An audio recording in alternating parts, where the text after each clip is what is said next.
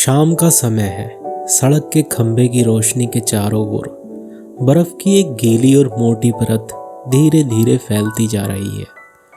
बर्फबारी के कारण कोचवान योना पतापाओ किसी सफ़ेद भूत सा दिखने लगा है।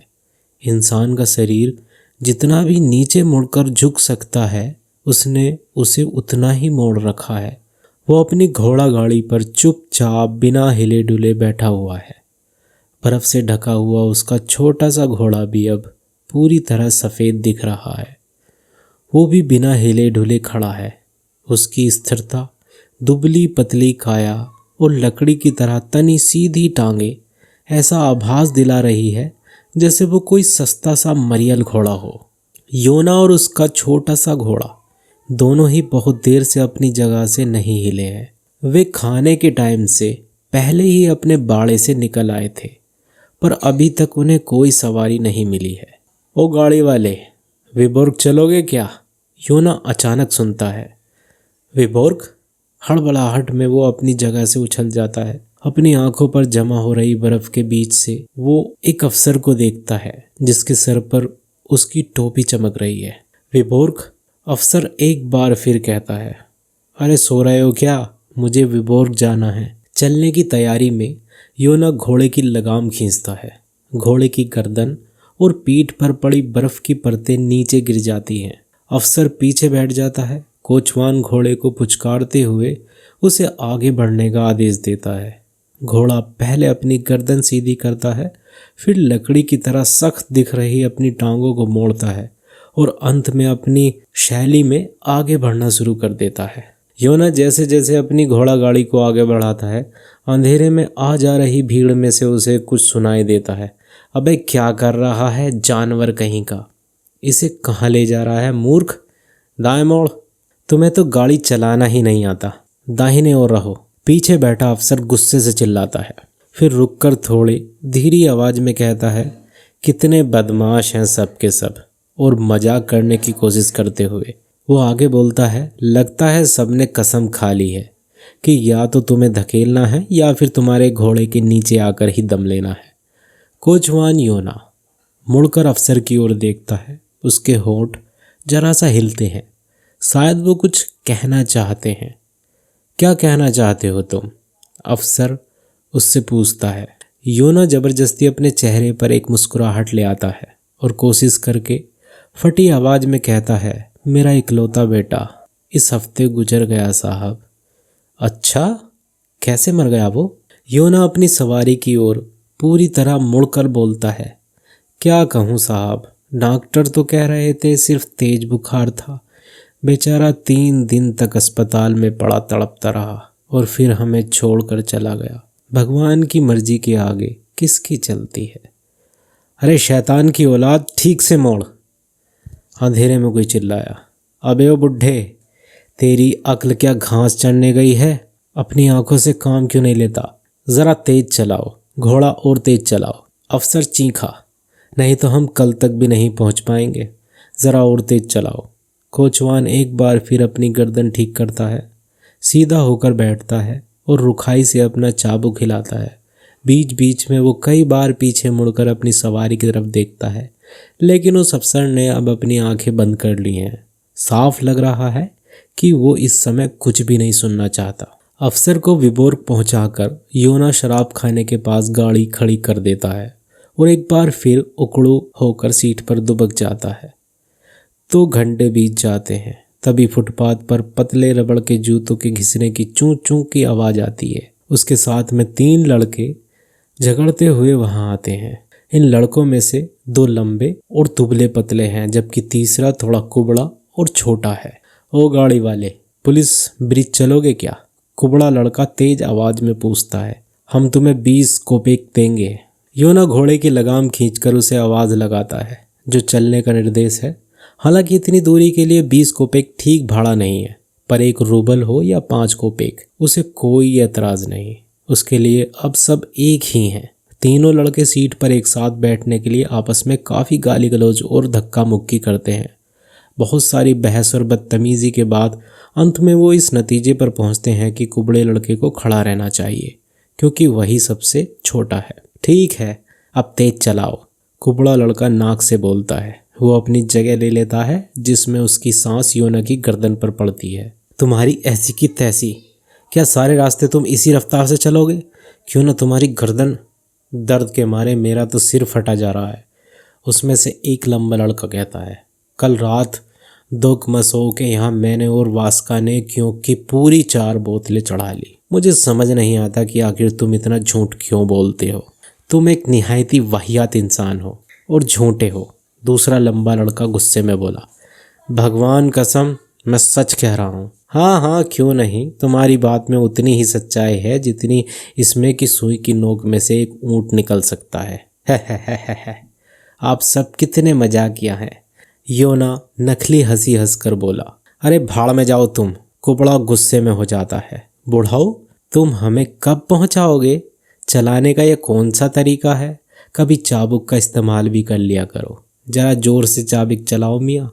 तुम आदमी हो या आदमी की दुम? योना यूं तो लोगों को देख रहा है, पर धीरे धीरे अकेलेपन का तेज एहसास उसे डुबोता चला जा रहा है। कुबड़ा फिर से गालियां बकने लगता है। लंबे लड़के ने किसी लड़की नेज़ेदो पेत्रावना के बारे में बात करनी शुरू कर दी है। योना उसकी ओर कई बार देखता है। योना कई बार उनको देखता है और एक खामोशी के बाद मुड़कर बुदबुदाता है। मेरा बेटा इस हफ्ते गुजर गया। हम सबको एक दिन मरना है। कुबड़े ने ठंडी सांस ली और खांसी के एक दौरे के बाद होठ पोंछे। अरे ज़रा जल्दी चलाओ, खूब तेज। दोस्तों, मैं इस धीमी रफ्तार पर चलने को तैयार नहीं। आखिर इस तरह ये हम सबको कब तक पहुंचाएगा? अरे अपने इस घोड़े की गर्दन थोड़ी गुदगुदाओ। सुन लिया बुड्ढे? ओ नर्क के कीड़े, मैं तुम्हारी गर्दन की हड्डियां तोड़ दूंगा। अगर तुम जैसों की खुशामद करते रहे तो हमें पैदल चलना पड़ जाएगा। सुन रहे हो ना बढ़ऊ? तुम पर कुछ असर पड़ रहा है या नहीं? योना इन गालियों को सुन तो रहा है पर महसूस नहीं कर रहा। वो हे करके हंसता है। आप साहब लोग हैं, जवान हैं, भगवान आपका भला करे। बूढ़ऊ, क्या तुम शादीशुदा हो? उनमें से एक लंबा लड़का पूछता है। मैं? आप साहब लोग बड़े मजाकिया हैं। अब बस मेरी बीवी ही है। वो अपनी आंखों से सब कुछ देख चुकी है।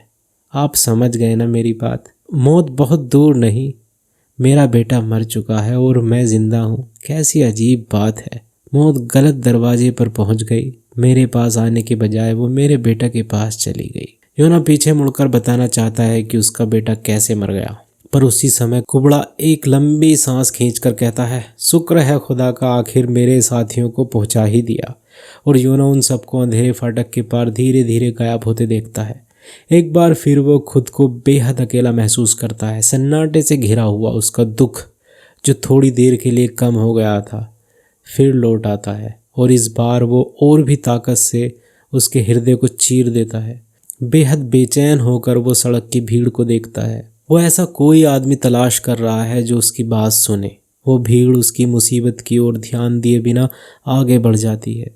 उसका दुख बहुत ज़्यादा है। अगर उसका दिल फट जाए और उसका दुख बाहर निकल जाए तो वो मानो सारी पृथ्वी को भर देगा, लेकिन फिर भी उसे कोई नहीं देखता। योना को टाट लादे एक कुली दिखता है। वो उससे बात करने की सोचता है। वक्त क्या हुआ है भाई? कुली से पूछता है। 9 से ज़्यादा बज चुके हैं। तुम यहाँ किसका इंतज़ार कर रहे हो? अब कोई फ़ायदा नहीं, लौट जाओ। योना कुछ देर तक आगे बढ़ता रहता है, फिर उकड़ू हालत में अपने गम में डूब जाता है। वो समझ जाता है कि मदद के लिए लोगों की ओर देखना बेकार है। वो इस स्थिति को और नहीं सह पाता और अस्तबल के बारे में सोचता है। उसका घोड़ा मानो सब कुछ समझकर दुल की चाल से चलने लगता है। लगभग 1.5 घंटे बाद योना एक बहुत बड़े गंदे से स्टोव के पास बैठा हुआ है। स्टोव के पास ज़मीन और बेंचों पर बहुत से लोग खर्राटे ले रहे हैं। हवा दम घोटू गर्मी से भरी है।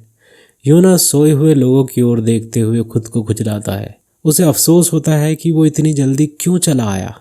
आज तो मैं घोड़े के चारे के लिए भी नहीं कमा पाया, वो सोचता है। एक युवा कोचवान एक कोने में थोड़ा उठकर बैठ जाता है और आधी नींद में बड़बड़ाता है। फिर वो पानी की बाल्टी की तरफ बढ़ता है। क्या तुम्हें पानी चाहिए? योना उससे पूछता है। यह भी कोई पूछने की बात है? अरे नहीं दोस्त, तुम्हारी सेहत बनी रहे। लेकिन क्या तुम जानते हो कि मेरा बेटा अब इस दुनिया में नहीं रहा? तुमने सुना क्या? इसी हफ्ते अस्पताल में बड़ी लंबी कहानी है। योना अपने कहे का असर देखना चाहता है, पर वो कुछ नहीं देख पाता। उस युवक ने अपना चेहरा छिपा लिया है और दोबारा गहरी नींद में चला गया है। बूढ़ा एक लंबी सांस लेकर अपना सिर खुजलाता है। उसके बेटे को मरे 1 हफ्ता हो गया, लेकिन इस बारे में वो किसी से भी बात नहीं कर पाया। बहुत धीरे धीरे और बड़े ध्यान से ही वो सब बताया जा सकता है कि कैसे उसका बेटा बीमार पड़ा, कैसे उसने दुख भोगा, मरने से पहले उसने क्या क्या किया और कैसे उसने दम तोड़ दिया। दफन के वक्त की एक एक बात बतानी भी ज़रूरी है, और ये भी कि उसने कैसे अस्पताल जाकर बेटे के कपड़े लिए। उस समय उसकी बेटी अनीसिया गांव में ही रहती थी। उसके बारे में भी बताना ज़रूरी है। उसके पास बताने के लिए बहुत कुछ है। सुनने वाला ज़रूर एक लंबी सांस लेगा और उससे सहानुभूति जताएगा। औरतों से बात करना भी अच्छा है, हालांकि वो बेवकूफ़ होती हैं। उन्हें रुला देने के लिए तो भावुकता भरे 2 शब्द ही काफ़ी होते हैं। चलूँ ज़रा अपने घोड़े को देख लूँ, योना सोचता है। सोने के लिए तो हमेशा वक्त रहेगा, उसकी क्या परवाह करनी। वो अपना कोट पहनकर अस्तबल में अपने घोड़े के पास जाता है। साथ ही वो अनाज, सूखी घास और मौसम के बारे में सोचता है। अपने बेटे के बारे में अकेले सोचने की हिम्मत वो नहीं जुटा पाता। क्या तुम डटकर खा रहे हो? योना अपने घोड़े से पूछता है। वो घोड़े की चमकती आंखें देखकर कहता है, ठीक है, जमकर खाओ। हालांकि हम आज अपना अनाज नहीं कमा सके, पर कोई बात नहीं, हम सूखी घास खा सकते हैं। हाँ, ये सच है, मैं अब गाड़ी चलाने के लिए बूढ़ा हो गया हूँ। मेरा बेटा चला सकता था। कितना शानदार कोचवान था मेरा बेटा, काश वो जीवित होता। एक पल के लिए योना चुप हो जाता है, फिर अपनी बात जारी करते हुए कहता है, हाँ मेरे प्यारे पुराने दोस्त, यही सच है। कुज्या योनिच अब नहीं रहा, वो हमें जीने के लिए छोड़कर चला गया। सोचो तो ज़रा, तुम्हारा एक बछड़ा हो, तुम उसकी माँ हो, और अचानक वो बछड़ा तुम्हें अपने बाद जीने के लिए छोड़कर चल बसे। कितना दुख पहुँचेगा तुम्हें, है ना? उसका छोटा सा घोड़ा अपने मालिक के हाथ पर सांस लेता है, उसकी बात सुनता है और उसके हाथ को चाटता है। अपने दुख के बोझ से दबा हुआ योना उस छोटे से घोड़े को अपनी सारी कहानी सुनाता जाता है।